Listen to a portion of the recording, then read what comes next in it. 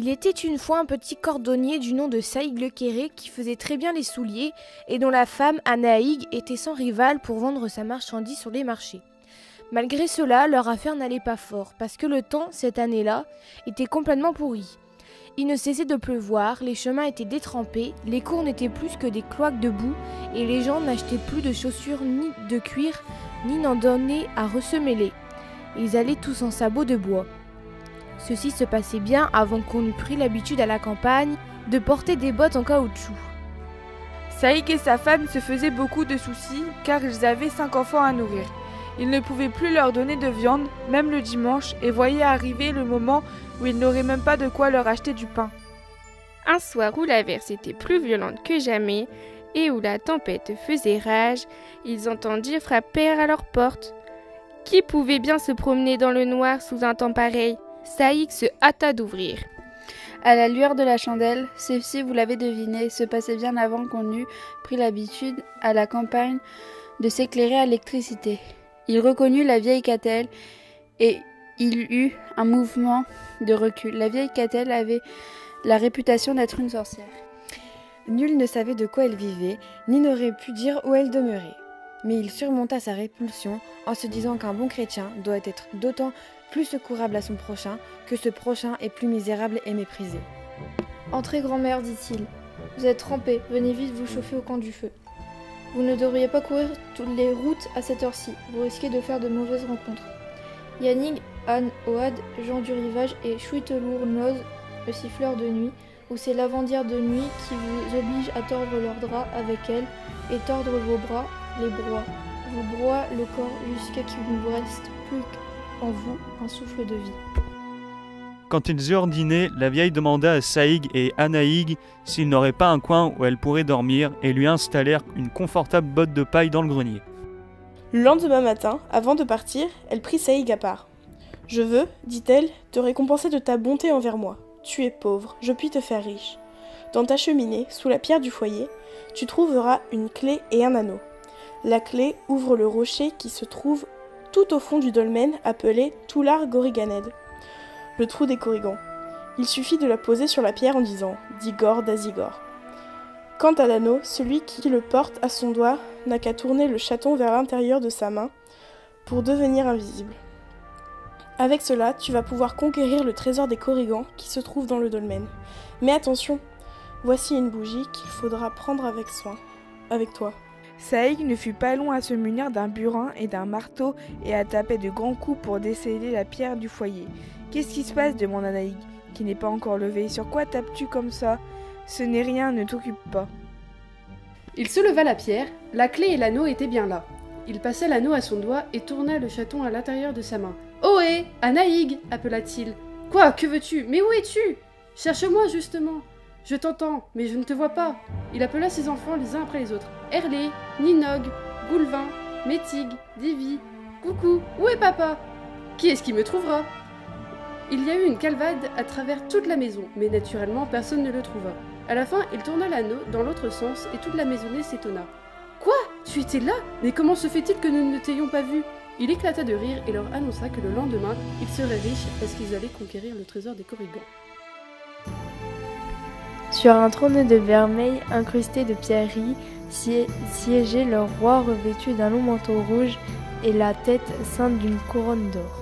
Invisible comme il l'était, il put gagner sans encombre le refoncement où était entreposé le trésor et remplir rapidement ses poches, son chapeau, ses braques bouffantes de tout ce qui lui tombait sous la main.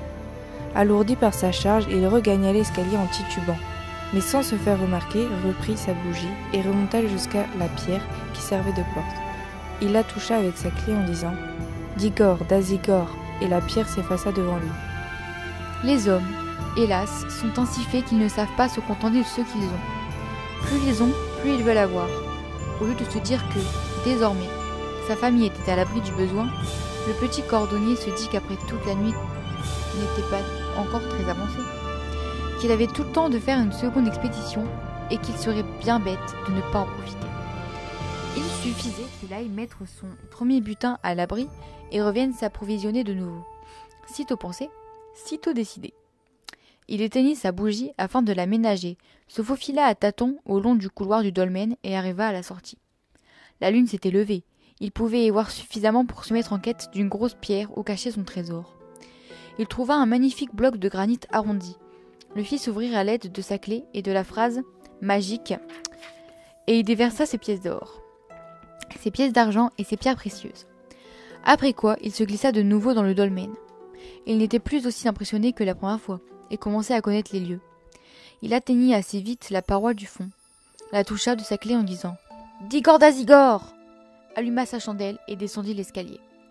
Il posa le lumignon, traversa, invisible, la salle des corrigans jusqu'au trésor, et emplit avidement d'or, d'argent et de pierres précieuses ses poches, son chapeau et ses bagues bouffantes. Au moment où, titubant sous sa charge, il allait remonter l'escalier taillé dans le roc, il se ravisa. « Je ne suis qu'un imbécile ! Qu'ai-je été m'encombrer de pièces d'argent qui, pour le même poids, valent 10 fois moins que les diamants et les rubis. Je serais bien plus avisé de m'en décharger et de prendre à la place les plus belles pierreries du tas. » Il retourna vider ses poches, son chapeau et ses bragues de leur contenu et entreprit un tri minutieux. Il était si absorbé par cette tâche qu'il en oubliait la chandelle qui, pendant ce temps, achevait de se consumer. Quand il voulut la reprendre, la flamme venait de s'éteindre. Il dut remonter l'escalier dans l'obscurité. Arrivé en haut, il posa sa clé sur la roche en prononçant haletant « Digor d'Azigor !» Aucun effet.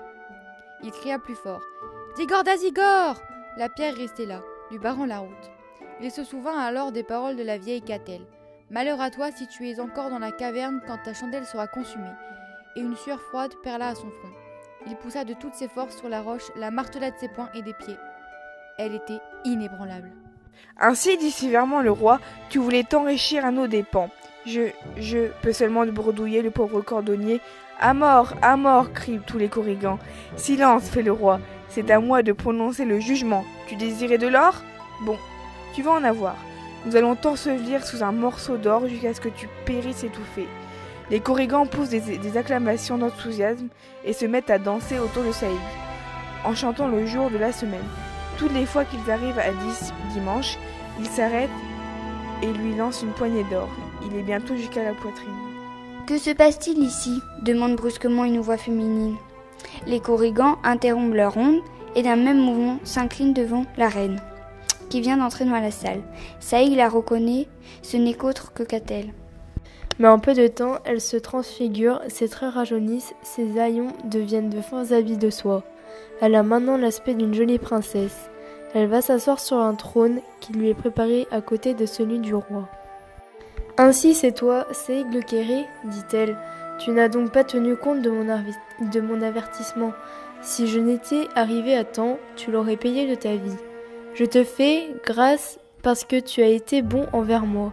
Mais tu n'auras ni or, ni argent, ni pierreries. Ta clé a perdu son pouvoir et tu ne pourras plus ouvrir les rochers. » Elle s'adresse au corrigan. Délivrez-le. Puis elle réfléchit un instant et déclare à Saïd. J'ai quand même pitié de toi et de ta famille. Voici un plat de fer blanc, emporte-le avec toi. 3 fois par jour, il se remplira de lui-même et de tout ce dont vous avez besoin pour vos repas. Mais souviens-toi, désormais, que ceux qui ne savent pas modérer leurs désirs sont souvent perdus par leur propre cupidité. Groupe 5, passage 3. Un soir où l'averse était plus violente que jamais, Scène 12, groupe 1. Attends, j'ai pas fini, je sais même pas où je suis.